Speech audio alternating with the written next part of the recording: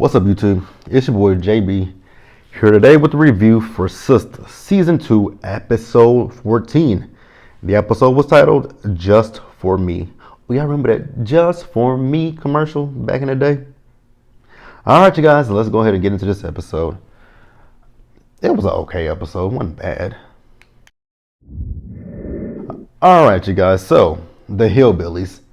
They are still messing with Danny. They still calling her all types of niggers, nigger bitches, and everything. I'm just like, wow. Why did Tyler Perry write this into the script? It just bothers me. So Danny's telling them to leave. They telling her no. It's a back and forth between both of them. You need to leave. No, we not leaving. Stay away from my little brother. You're not getting any of our money. I'm like, what money? And then she's like, wait a minute. Then she said, how did y'all even get in here? Well, they bought a ticket just to come see her. I'm like, oh, so y'all blow money like that? So then Zach pulls up in his car. Now, I will say that this scene was funny to me. Minus the fact that the dude called Zach Jamal. He called him Jamal and he called him Tyrone. So Danny got in the car and ran their asses over. And I was like, thank God somebody finally did something to him. And then they talking about they gonna sue, but I mean, you do realize that there are cameras there that recorded you and heard you call this woman all kind of derogatory, slurs. So yeah. Oh God, Maurice. So Maurice, you guys remember, Jacoby was in the office with Sabrina, and Sabrina was showing him how to do his reports once again. Maurice walked in and busted that up and asked them, what are they doing? So Jacoby leaves, leaving Sabrina and Maurice in there. And once, like I said, Maurice is asking her what's going on. It's a back and forth. He asked her if she saw Calvin. She said Calvin was here. He was like, yeah, he was here. She's like, what was he doing here? He was like, he gave me my key back. She's like, oh, so you're letting him move in? He said, yes, I am. She said, so did you get the drug test? He said, yes, I did. So he actually got a drug test on both Colby and Calvin. How did he get a drug test on Colby, though? Okay, that's interesting. But both of the drug tests come back clean. So Sabrina actually works my nerves. So we're having this back and forth discussion about if Sabrina likes Jacoby. Girl, just to ask him out on a date. Because as annoyed as Maurice was, I was even more annoyed. Because she's like, I don't like him. Yes, you do. No, I don't. Yes, you do. Oh God, it just went back and forth. But we're gonna move on, you guys.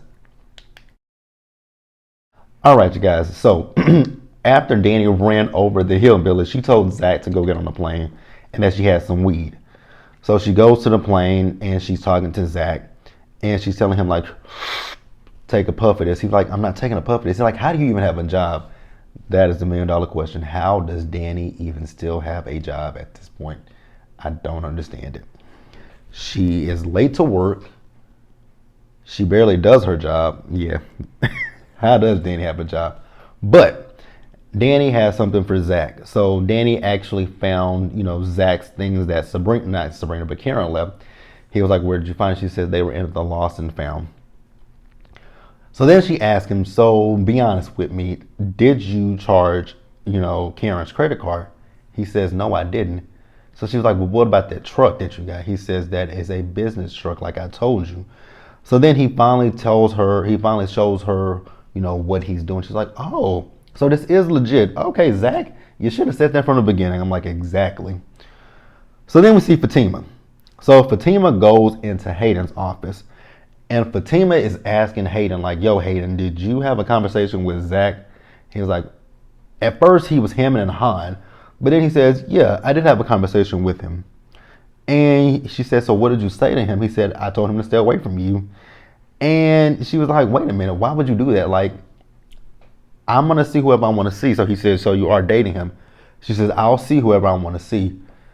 They had a back and forth. That is the one thing with these shows. The shows are really good. It's just the repetitive dialogue.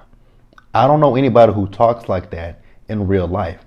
Because if you talk to me like that, if we having a circles conversation, I'm gonna end it. I'm like, okay, look here, we're talking in circles at this point.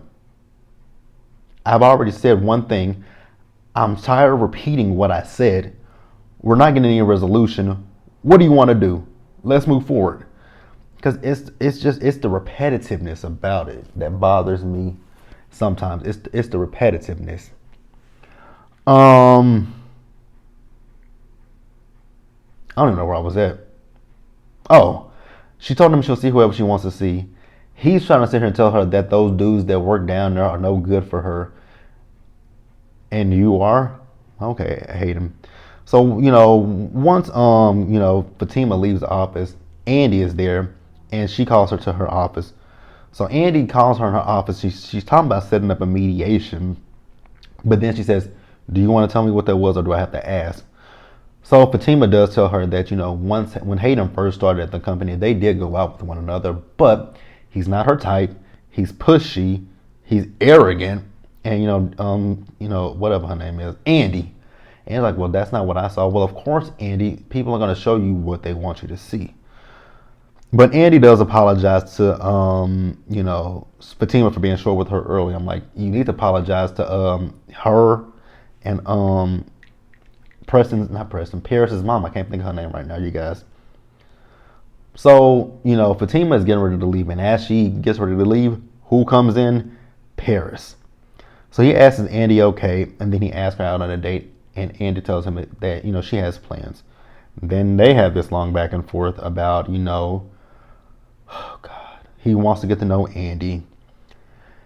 And he tells Andy to text him when she's clear and sober, not when she's horny and angry. Cool. Let's move on. All right, you guys. Next, let's talk about. Now, see, here's where I was confused at. Because when we first saw when the episode opened up, Zach was at the airport and it was daylight. Now Zach is at the houses and it's nighttime. So how much time has passed? So Fatima calls him and, she tells him that she handled things when it came down to Hayden. He asked her, what does she do? She says, I'm cooking dinner tonight. I want you to come over. Now, here's the thing that really bothers me when it comes to Fatima. I get it that she likes Zach and whatnot, but the fact that she is just literally sitting here begging Zach to come over to her house. Zach, who doesn't have a place of his own. Zach, who ain't got a car, he's using a company car. Zach, you begging this man to come over to your house. It should be the other way around. Zach should be begging you. Like, Zach has gone from place to place, but yet instead she's begging this man. Not a good look. I do not like seeing that. I did not like seeing that woman beg to him. But she tells him, like, if you come over to dinner, I'll tell you what happened with me and Hayden. Fine, cool. So, actually, we're about to wrap this episode up. I don't even know how long this video is going to be. So, we all know that the girls are going over to Sabrina's house for dinner. So, Danny is the first to arrive to Sabrina's. And Danny is telling Sabrina what happened to her at the airport. How, Preston's brother cousins came up to her, came and found her, called her all kind of niggers, and, hoes and everything like that.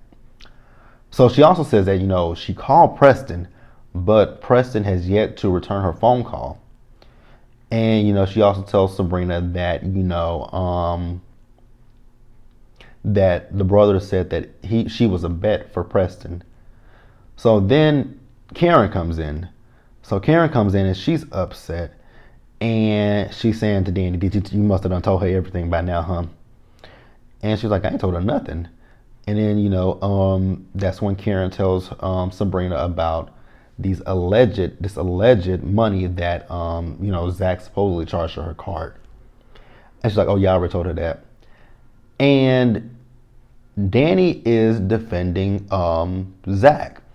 Karen, however, is getting increasingly upset. I'm like, but Karen, literally listen to what she's saying. What she's saying is very logical. One, if this is not true and you send this man to jail for something he didn't do, you're going to look stupid and it's going to be fucked up. So then,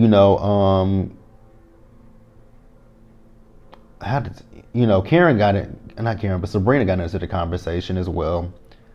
But like I said, Karen was upset at Danny, talking about you defended him. So then Andy comes in, and they still talking about this. So Karen has the bank statement. Now see, well that's what checking accounts. Because I know with a checking account, if you write a check, they'll send you a copy of your bank statement with the checks on it, showing who signed for it. So this is different. This is different. But she has the statements. I don't know why Karen hasn't really consolidated these statements, because she's going off of the word of Pam.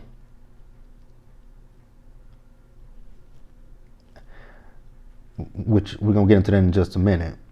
So, like I said, Andy comes in, and she's still talking about Zach, and Andy's like, that doesn't sound like Zach.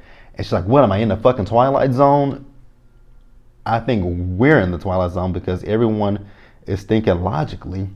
So then, Sabrina is looking at the bank statement. She's like, you know what? This is one of our sister companies that we work with. She says, and I have a friend that works over there. She says, I can reach out to them and, see if we can get some information about what's going on. So then, Sabrina asks the $1 million question. I'm like, finally, somebody asked this question, because I was like, is nobody going to ask this question?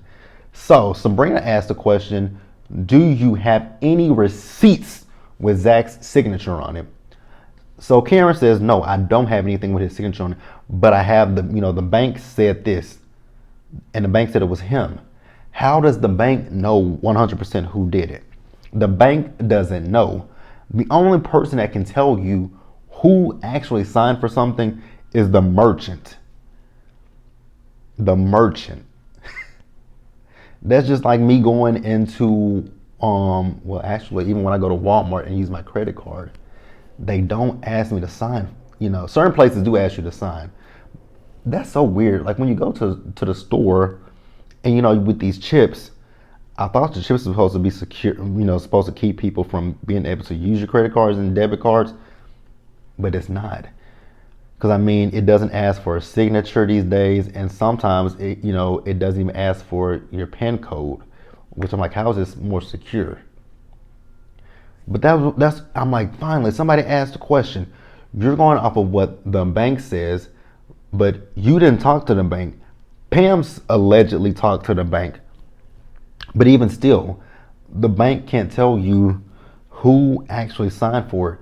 They're going to tell you you need to go to the merchant and ask the merchant, if they have if they have a receipt with a signature on it, if they have camera footage of who came in. And that's what I'm like, exactly. So then, they started talking about, they got off of Zach and they started talking about Gary. They asked Andy, has she talked to Gary? She says, no, she hasn't talked to Gary.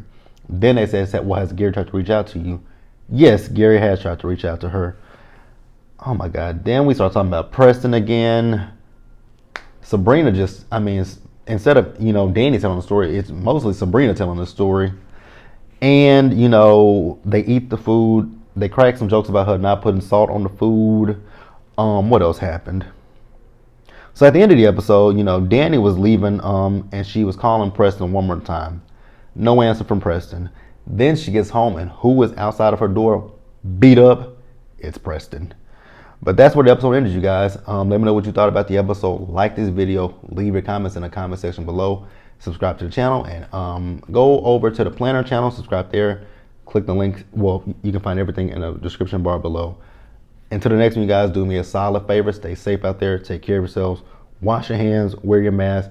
Socially distance, and we'll get through this all together. And I will see you guys in the next one. Bye, guys.